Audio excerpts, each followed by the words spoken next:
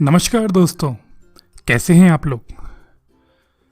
तो आज का जो टॉपिक है वो है रियल एस्टेट रेगुलेशन एक्ट के बारे में। और मैं इस वीडियो में आपको बताऊंगा कि ये रियल एस्टेट रेगुलेशन एक्ट क्या है और इससे क्या बेनिफिट्स हैं बायर्स को। तो अपना घर खरीदना तो हर किसी का एक ड्रीम होता है, लेकिन रियल एस्टेट सेक्टर जो इंडिया में है वो काफ़ी बदनाम है ठगी के लिए, धोखाधड़ी के लिए और डिलेज के लिए। तो आज के दिन में जो भी इंडिया में रियल एस्टेट का बायर है वो थोड़ा सा सख्ते में है, थोड़ा सा संभल के वो रियल एस्टेट खरीदना चाहता है और इस वजह से रियल एस्टेट की मार्केट थोड़ा सा डाउन चल रही है। तो इस केस में गवर्नमेंट चाहती है कि रियल एस्टेट सेक्टर पिकअप करे और इसके लिए वो कुछ रिफॉर्म्स लाना चाहती है रियल एस्टेट सेक्टर पे। तो उन्होंने इंट्रोड्यूस किया है रियल एस्टेट रेगुलेशन एक्ट, जिसको शॉर्ट फॉर्म में हम रेरा बोलेंगे। तो ये क्या है? ये एक एक्ट ऑफ पार्लियामेंट है जिसके दो ऑब्जेक्टिव हैं। पहला ऑब्जेक्टिव है इसका होम बायर्स के इंटरेस्ट को प्रोटेक्ट करना, जो खरीदार हैं, जो खरीदना चाहते हैं घर, उन लोगों के बेनिफिट के लिए काम करना। क्योंकि क्या है कि रियल एस्टेट सेक्टर बहुत बदनाम सेक्टर है, इसमें काफ़ी ठगी होती है, काफ़ी धोखाधड़ी होती है। जो प्रॉमिस किया जाता है वो दिया नहीं जाता, जिस टाइम में प्रॉमिस किया जाता है उस टाइम पे नहीं दिया जाता। इस तरीके के काफ़ी सारे इश्यूज़ रहते हैं। तो होम बायर के इंटरेस्ट को प्रोटेक्ट करना एक पहला ऑब्जेक्टिव है रेरा का। और दूसरा जो ऑब्जेक्टिव है वो ये है कि boost investment in real estate industry. तो रियल एस्टेट जो है वो एक ऐसी इंडस्ट्री है जो काले धन के लिए जानी जाती है, जहाँ की सारे ट्रांजैक्शन काले धन में होते हैं और जहाँ सारा का सारा काला पैसा लगाया जाता है। तो इस वजह से क्या होता है कि रियल एस्टेट के दाम काफ़ी बढ़ जाते हैं या रियल एस्टेट में काफ़ी इन्वेंट्री अनसोल्ड रह जाती है। तो अगर रियल एस्टेट में इन्वेस्टमेंट बूस्ट करना है तो वो भी रेरा करना चाहेगा। तो रेरा क्या है? रेरा जो एक्ट है ये 15 मार्च 2016 को पास किया था, आज से 1 साल पहले, और 1 साल का टाइमलाइन रखा गया था जिसमें फुल फोर्स में 1 मई से इम्प्लीमेंट हो जाएगा। तो ये रेरा कैसे काम करेगा? तो ये जो है ये रूल तो है सेंट्रल गवर्नमेंट का, पर हर स्टेट और हर यूनियन टेरिटरी के पास थोड़ी सी फ्लेक्सिबिलिटी है इसको अपने हिसाब से मॉडिफाई करने के लिए। तो हर स्टेट और यूनियन टेरिटरी को अपना एक रेगुलेटर बनाना है जो कि अपने खुद के रूल बनाएगा अपने स्टेट के लिए, लेकिन गाइडिंग रूल जो है वो सेंट्रल गवर्नमेंट ने बना रखे हैं। अब कुछ स्टेट हैं जो इसको इम्प्लीमेंट करने में थोड़े पीछे चल रहे हैं, लेकिन कुछ स्टेट हैं जिन्होंने ऑलरेडी इसको इम्प्लीमेंट कर दिया है। बहरहाल अब क्योंकि 1 मई 2017 से ये फुल्ली इम्प्लीमेंट होना है सेंट्रल गवर्नमेंट के हिसाब से, तो अगले 5-6 महीने में सारे स्टेट्स इसको इम्प्लीमेंट कर लेंगे।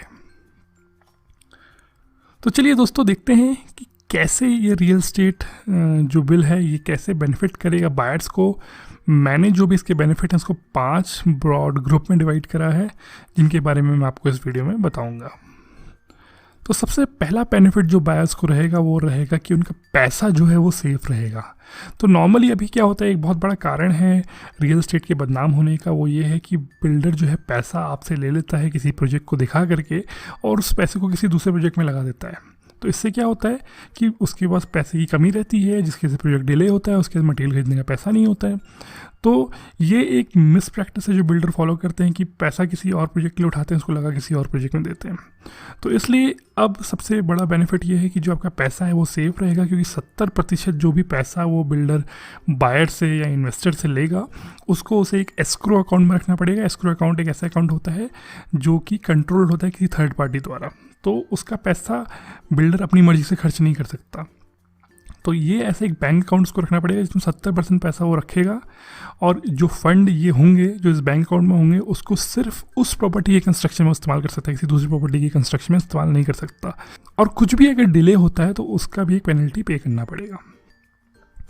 जो दूसरा बेनिफिट है वो ये है कि डिलेज जो हैं, जो प्रोजेक्ट में डिले हो जाती हैं, उनके अगेंस्ट अब बायर थोड़े प्रोटेक्टेड रहेंगे। तो अगर बिल्डर डिले करता है तो उसको इंटरेस्ट पे करना पड़ेगा, और ये इंटरेस्ट कोई छोटा मोटा इंटरेस्ट नहीं होगा, ये आपका जो बैंक लोन का अमाउंट है उसके ऊपर 2% जोड़ करके वो इंटरेस्ट पे करना होगा। तो मान लीजिए SBI लेंडिंग रेट जो है अभी 7% है, तो 9% आपने जो भी अमाउंट बिल्डर को दिया है उस पर वो इंटरेस्ट पे करेगा। और साथ ही साथ डिले में 3 साल तक की जेल भी हो सकती है बिल्डर को। जो तीसरा बेनिफिट है वो है क्वालिटी इशू से रिलेटेड। तो अगर मकान में कोई क्वालिटी डिफेक्ट आता है 5 साल तक मकान बनने से, तो उसको builder free of cost rectify करेगा, वरना उसे पेनल्टी या इम्प्रिजमेंट हो सकती है। जो चौथा बेनिफिट है वो ये है कि सारे जो अप्रूवल है वो एडवांस में होंगे, बिल्डर को एडवांस में सारे अप्रूवल लेने होंगे।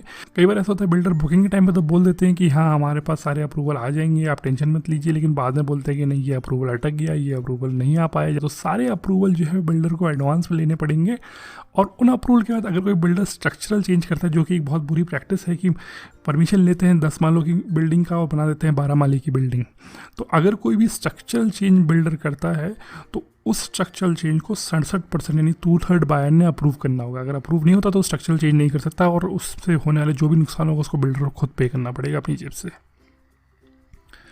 और पांचवा और आखिरी बेनिफिट वो है ट्रांसपेरेंसी बहुत ज़्यादा सिस्टम में आ जाएगी, क्योंकि अब जो सेलिंग होगी सुपर बिल्टअप एरिया पे नहीं होगी। अब बिल्डर को कारपेट एरिया में सेलिंग करना होगा, वरना सुपर बिल्टअप एरिया में बहुत ज़्यादा एरिया बता करके कारपेट एरिया को बहुत कम कर दिया जाता है, तो एक्चुअल में आपके पास बहुत छोटा घर हाथ में आता है। तो सुपर बिल्टअप एरिया नहीं, कारपेट एरिया के बेसिस में अब सेलिंग होगी। और सारी की सारी प्रोजेक्ट की डिटेल जो है जो स्टेट रेगुलेटर होगा उसकी वेबसाइट में बिल्डर को अपलोड करनी पड़ेंगी। दोस्तों ये 5 बेनिफिट हैं। अब आखिरी सवाल ये आता है कि पर ये सब होगा कैसे, ऐसा बिल्डर ऐसे कैसे करने लगेगा। तो उसके लिए सिस्टम ये है कि सबसे पहले कोई भी अगर नया प्रोजेक्ट बिल्डर लॉन्च करता है तो उसे रजिस्ट्रेशन करना पड़ेगा उस प्रोजेक्ट का रेरा में। और ये तब करना होगा अगर 500 स्क्वायर मीटर से ज़्यादा लैंड है या 8 से ज़्यादा अपार्टमेंट उस बिल्डिंग में है, तो उसको इस प्रोजेक्ट को रजिस्टर करना पड़ेगा रेरा में। अगर रजिस्ट्रेशन नहीं करा तो उसके लिए पेनल्टी है। अगर प्रोजेक्ट शुरू हो चुका है, मान लीजिए रेरा तो 1 मई से अभी इम्प्लीमेंट हुआ है, लेकिन अगर प्रोजेक्ट पहले से ही शुरू हो चुका है लेकिन अभी कंप्लीट नहीं हुआ है, अभी चल रहा है, तो उसके बाद अगर कंप्लीशन सर्टिफिकेट नहीं है तो भी अगले 3 महीने में उसे रजिस्टर करना है, यानी कि जुलाई तक उसको रजिस्टर करना है रेरा में। और रजिस्टर करे बिना नहीं रह सकता है। और अगर बिल्डर रजिस्टर नहीं करता है तो उसको प्रोजेक्ट कॉस्ट की 10% पेनल्टी देनी पड़ सकती है, साथ ही साथ उसे जेल भी हो सकती है। तो दोस्तों क्योंकि इतना कड़ा कानून है इसलिए कोई भी बिल्डर रजिस्टर करने से चूक नहीं सकता, उसको रजिस्टर करना पड़ेगा। सेल डीड में भी आपका ये रजिस्ट्रेशन नंबर बिल्डर का आएगा, प्रोजेक्ट का रजिस्ट्रेशन नंबर आएगा, और उस बेसिस में आप जो है अपना मकान खरीद सकते हैं बिना ज़्यादा चिंता के। तो दोस्तों उम्मीद करता हूँ आपको ये वीडियो पसंद आया। अगर वीडियो अच्छा लगा तो प्लीज़ थम्स अप दीजिए, कई लोगों के साथ शेयर कीजिए जिनको आप बताना चाहते हैं जो प्रॉपर्टी खरीदना चाहते हैं।